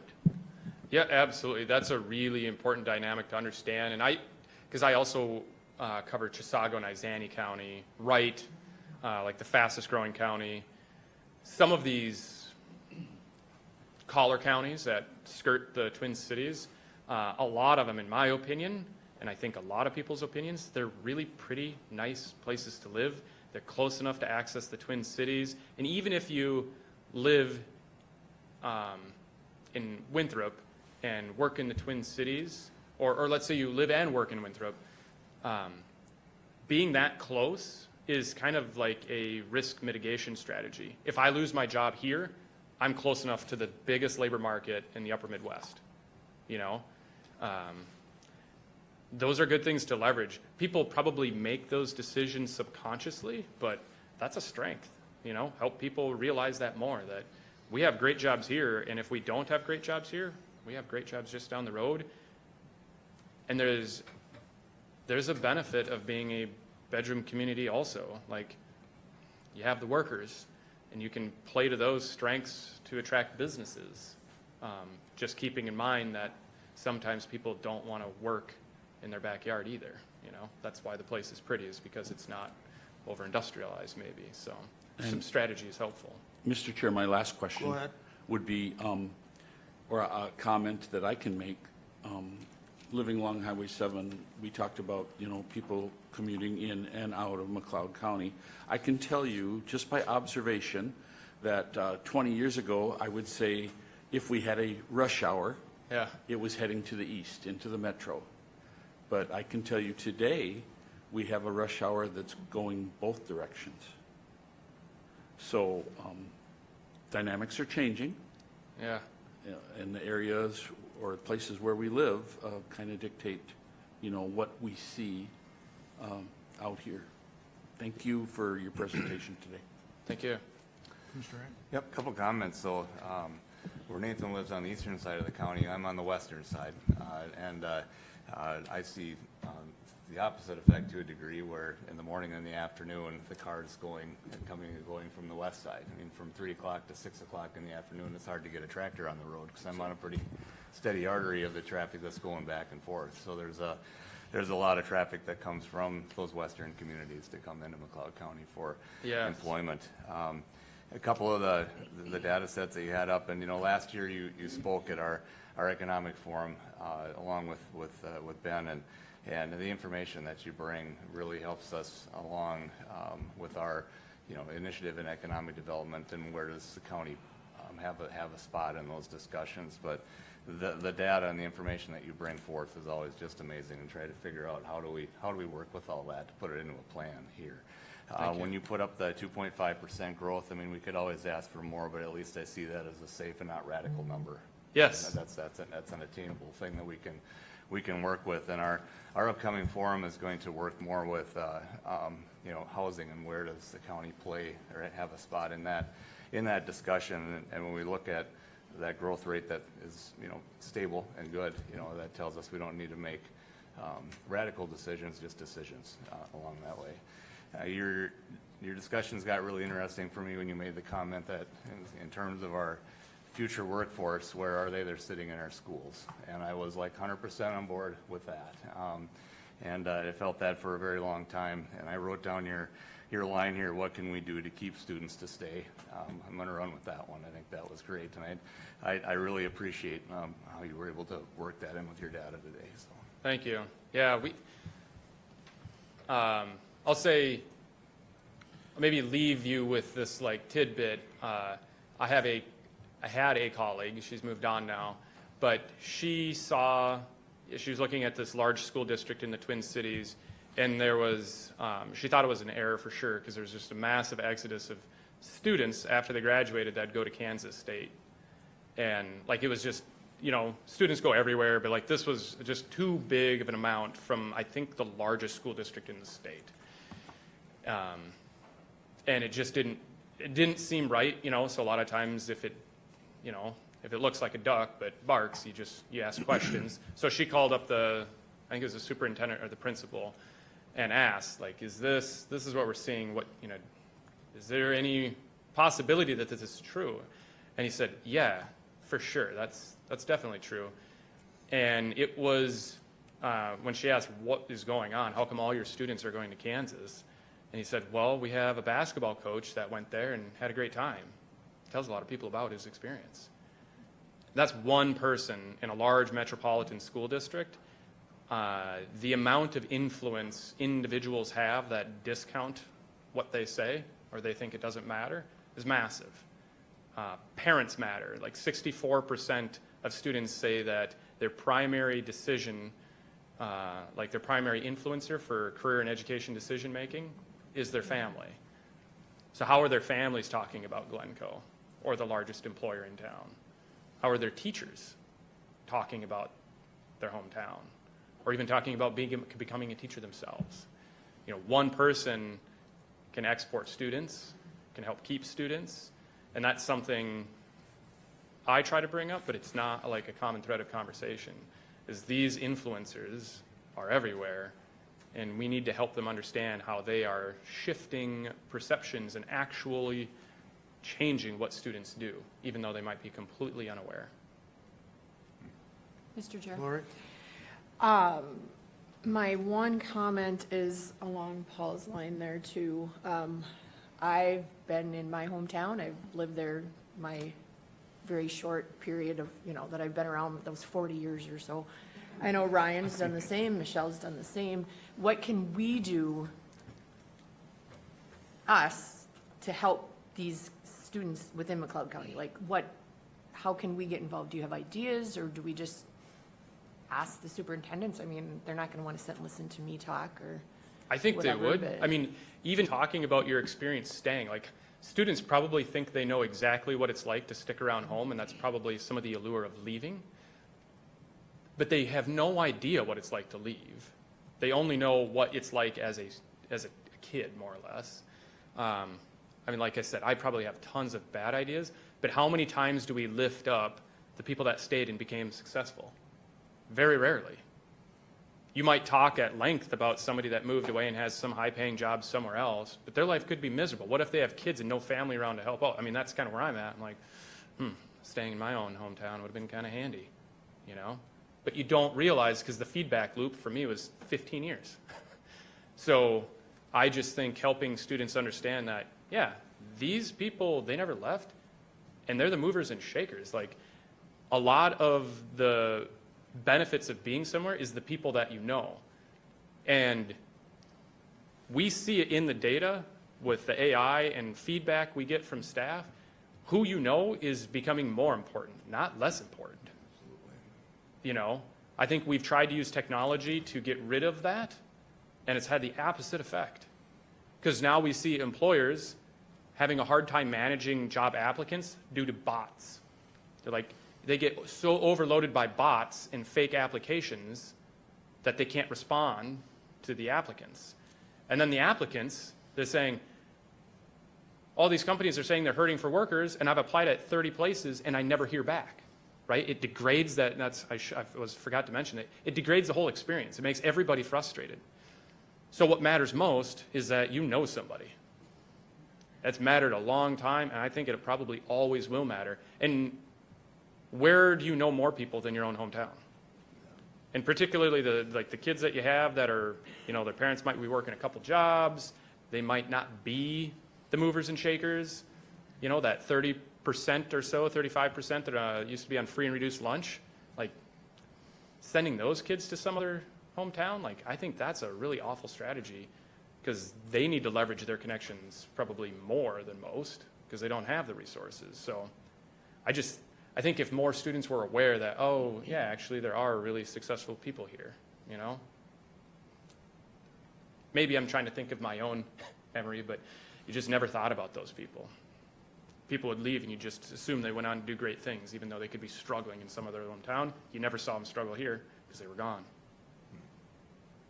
But I think there's a ton of creative ways. I would, if you're looking at a strategy, just try to make sure that the local school districts understand how important they are to economic development, and the businesses understand what I kind of talked to you about. We need to be involved in our schools. It's just a win-win. Any more questions for Luke? Just a comment, you're easy to listen to. I mean, people Thanks. that'll know, well, I've heard you before, and I think this is actually home for you too, not necessarily Glencoe, but this area, and I can relate to your comments because you're talking, lack of a better word, out of your heart, not out of, the textbook. But, so I really appreciate that, and I just hope people realize this has never been always my cup of tea, but it's tied into economic development so much and our growth. And, we could talk about this probably all day, and I forgot for a while that we were still in a meeting, not in a workshop. But at any rate, it ties into, housing, it ties into, you said bedroom community, but it costs a lot to build that bedroom community because of the infrastructure, especially today. And that's what interests me in this and everything you do. There's so many aspects to this, but at any rate, thanks a lot for giving us your presentation today. It's been good, and I really appreciate it. And thanks, Liz, for getting it done. But again, I have to repeat myself. Just listen to what he had to say, not so much in just exactly the content, but how broad it is to get growth, economic growth here. So we're short of housing and we're not growing. So I just as soon have some of them people that work from Carver and Wright County build a house over here. Yes. And I appreciate your kind words. Thank you. anything else for Luke? Thank you. Thanks, Luke. Liz, do you have anything before we move on?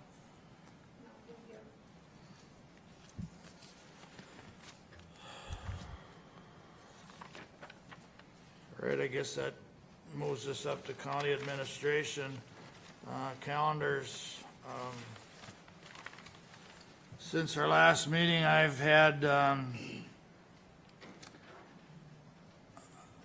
department head. I've had a department head meeting. I've had some transportation meetings with Trailblazer and with our regional transportation, and also talking with Andrew. I've had a couple of meetings on negotiations. I have Minnesota Development Corporation, our monthly meeting, and basically going this time of the year, basically going through our budgets for finishing up from last year going into this year. County's CD 18 public hearing on the 30th, and Minnesota Rural Counties yesterday. It was pretty much just a administrative legislative update on the session opening up here in a couple of weeks. So it brings us to today. Commissioner Wright? Yep, on the 21st, joint planning, Hutchinson Joint Planning meeting, and we did see that action item approved here today. As Commissioner Kruger mentioned, on the 30th, we did have CD 18, and I think we finally, after several years, found a conclusion as to that. This weekend, I attended the McLeod County Corn and Soybean Banquet. There's speakers and discussion there, just kind of related somewhat. I mean, we know that commodity markets are somewhat stale today, but there's a lot of hope for some future new uses and some expectations as some different things make their way through the process of making some new laws and so forth that are hopefully going to open things up for corn and soybean producers. Past farm business management instructor Paul Filden was recognized as their friend of agriculture for the last year. I also want to make an announcement that if you go to our extension website, you can find applications there for our Farm Family of the Year. I do sit on the selection committee for that. We'll meet in March, so anybody who's interested in submitting the name of some local farm families that are doing great for their community, doing some extra things. We're always looking for new applicants on that to go through, and of course they get their time to be recognized here at the McLeod County Board meeting, and also at Farm Fest through the extension process of recognizing those individuals. So again, those applications are available on the McLeod County Extension website. That's it for me. Commissioner Wright, got a quick question. discuss at all on E15 at the corn growers? Or, I mean, I guess that failed to get a. Yep, it did, and there's discussion about what that would mean for the corn producers and what the soy diesel would mean for, for the soybean growers as well. And some new uses as far as some, plastics being made with corn, and there's a lot of opportunity out there. We might not be able to, move a lot around the world like we wish we could, but there's a lot of things that we can be doing internally to really bolster that farm economy with uses. But the E15 was definitely brought up, so. Thank you. Commissioner Smalls? Yeah, thanks, Commissioner Wright, for your report. For me, on January 20th, we did have our regular board meeting here at the Government Center, followed by a workshop. And then that afternoon, I had a well-being committee meeting also. And then on Thursday, the 22nd, we had a union negotiations committee meeting here at the Government Center. And then last week, as Commissioner Kruger stated, we were here for the CD 18, County Ditch 18 public hearing. And then yesterday, I also did watch the Zoom meeting that MRC put on. Their guest speaker was Representative Mary Franzen, and she spoke about what agenda may come forth in this session other than the bonding that they're tasked with for this year. So that completes my report. Thank you. Go ahead, Commissioner. All right, after our last board meeting on Thursday, the 22nd, I had a Zoom meeting for UCAP. They don't do in-person meetings in the winter, so I appreciate that. The highlight of that meeting was their year-end stuff. The e-heat or the energy assistance was finally starting to roll out in December for the people that need help with their heating, so that was nice to see. And then there was an increase in the donations to the food shelf, which I'm guessing a lot of that came towards that last quarter of, the last quarter of 2025. I was able to attend a portion of Liz's roundtable at Ridgewater College on the 27th. I missed the first part of it, which was training on AI. So there's always going to be more for that to come. They say we're in about the 1% right now. So eventually we'll get to 100%, but it's going to be completely changing in the next years as we continue to develop that.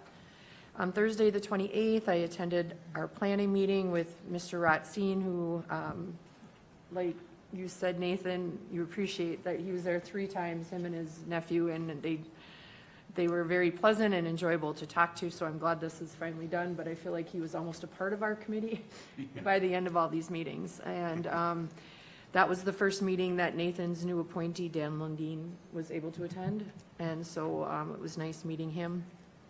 On Friday the 30th, I also attended the CD 18 meeting here at the county, and then yesterday I had a Zoom meeting with Supporting Hands.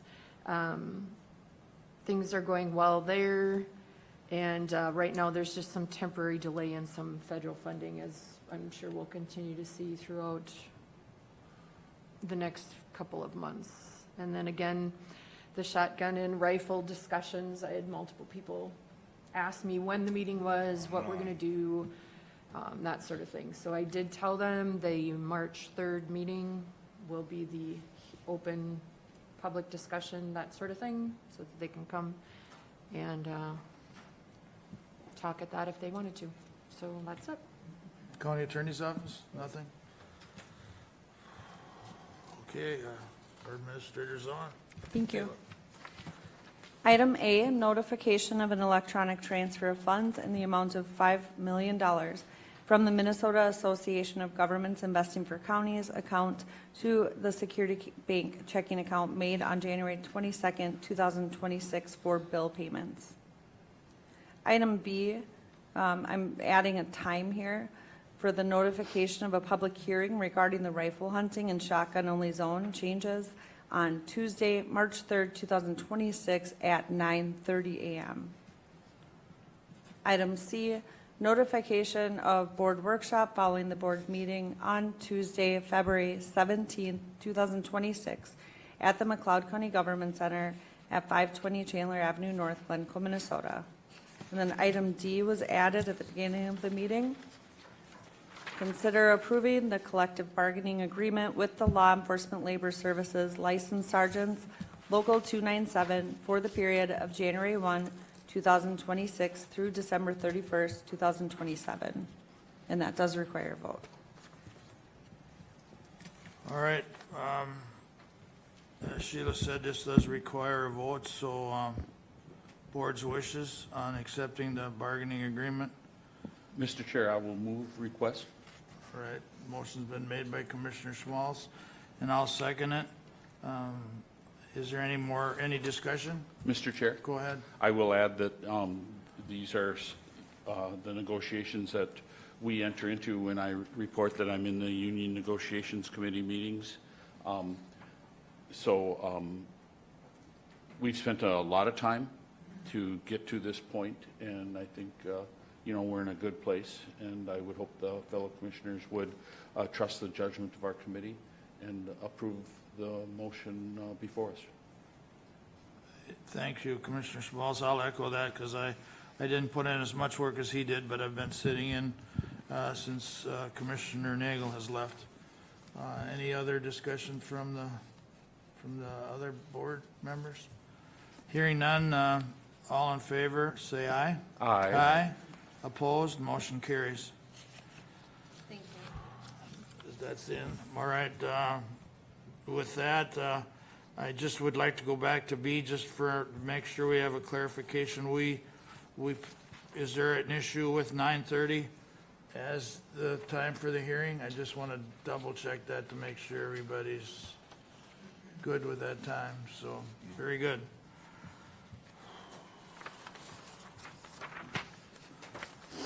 All right, it brings us to open forum. Anyone here wishing to address the board? Go ahead. Your Do name, I have please. to give you my whole spiel? Tom Dahl, No, just- 21767 Tagus Avenue, Hutchinson, Minnesota, Coma Township, Supervisor C, AKA Tom. There. There you go. There. Thank you. Just for the record, I just want you can't watch everything that's going on in the county since your last meeting, but I just wanted you to let you know that somebody has been asking a lot of questions of your administrator. And I'll give you some, do you have an organizational chart? Do you have a budget by department? Do you have a list of all your joint powers agreements? Do you have a list of all your contracts that are currently in effect, et cetera, et cetera, et cetera? So having said that, I just want to give kudos and 2 thumbs up, as my grandkids would say, for the prompt responses that I'm getting out of this county. It's just unbelievable. The timely.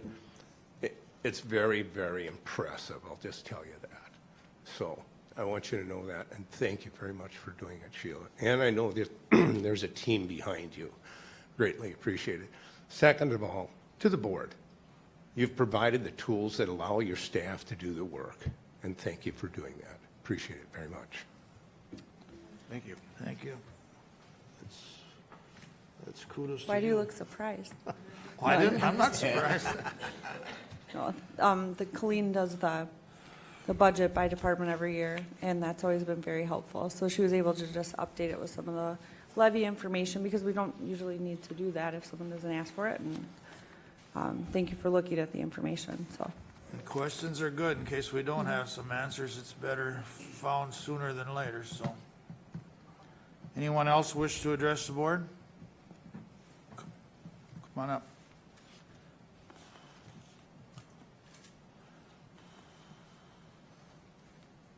Hi, I'm Doyle Benson again from Collins Township.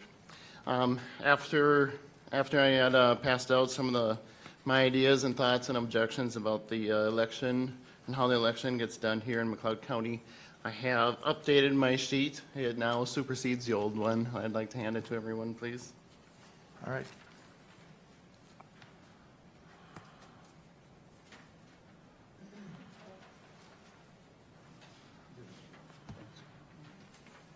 Thank you.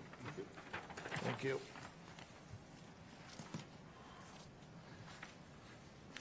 So on point number 2 that I read off in the previous meetings, I just explained the word sent a little bit better. So anyway, the ones that I did add was 9 and 10. Point 9 is more obviously of a state rule, but like I said, I'm just venting all of my concerns. So on point 9, absentee voting through 8 p.m. on election day, I object to that. And the final day for absentee voting should be the day before the election, just like years ago. And number 10 here, when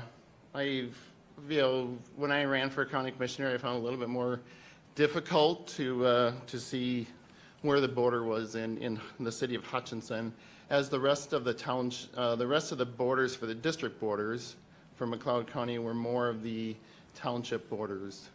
But inside Hutchinson, it's not always as clear especially where the southwest meets the northwest. So I object to the McLeod County the election map, the McLeod County election map showing the district and precinct boundaries, especially in the city of Hutchinson, in detail is not readily available, so I object to that. A street-by-street map of Hutchinson, breakup of county district boundaries and also precinct boundaries should be included in the election notices in the paper and on the McLeod County website as an opening pop-up notice with their respective ballot examples. So that I think is really important. As I campaigned and walked through the city of Hutchinson, there seemed to be a lot of people that didn't really know who their county commissioner was and where that boundary was. Also, when I talk about absentee ballots, so mail-in ballots should consist only of absentee ballots.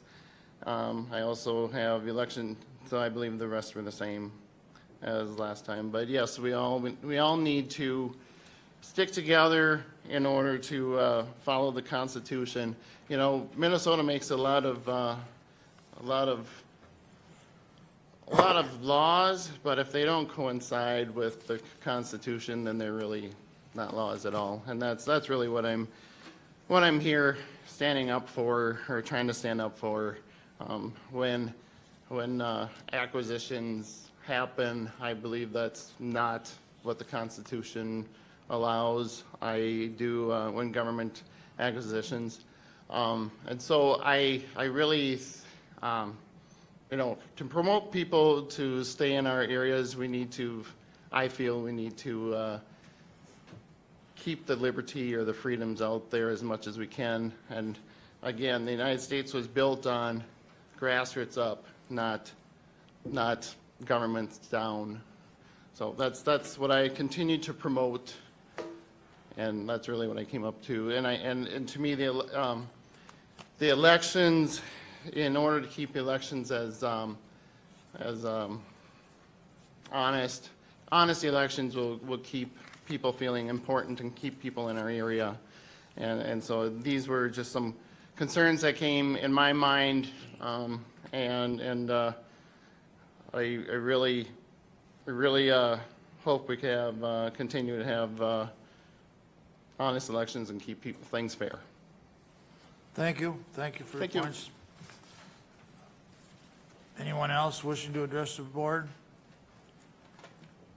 Press relations? I see no press.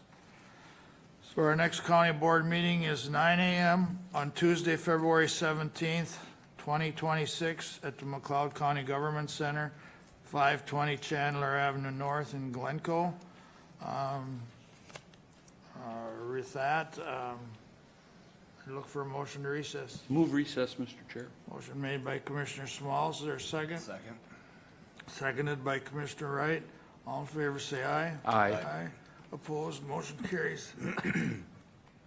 We're recessed. Excuse me.